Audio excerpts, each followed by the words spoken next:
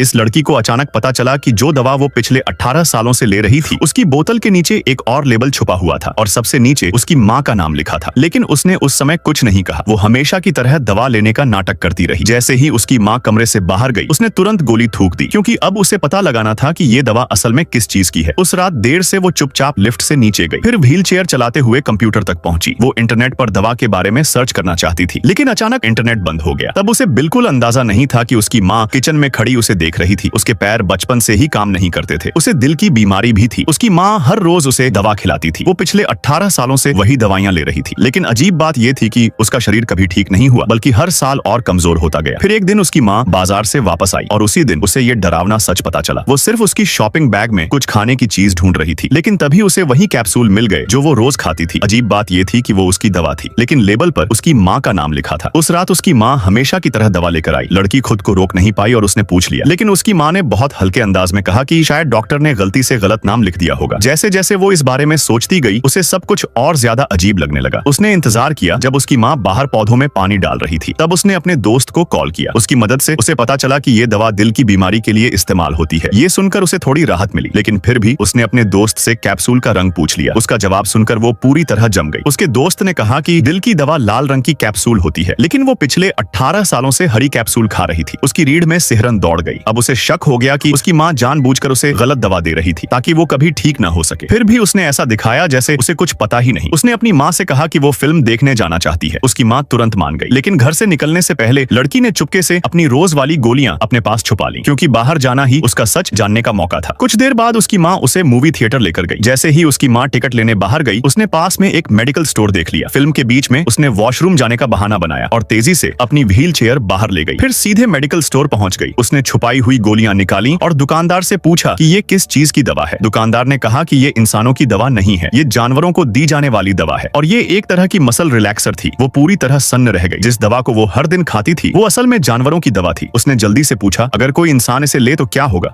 ये कैसा सवाल है? हाँ, असर बताइए। शायद पैर सुन्न हो जाएंगे तुम्हारे। ये सुनते ही उसकी दुनिया जैसे रुक गई। जिस माँ को वो हमेशा सबसे ज्यादा प्यार करने वाली समझती थी, असल में वही धीरे धीरे उसकी पूरी जिंदगी बर्बाद कर रही थी।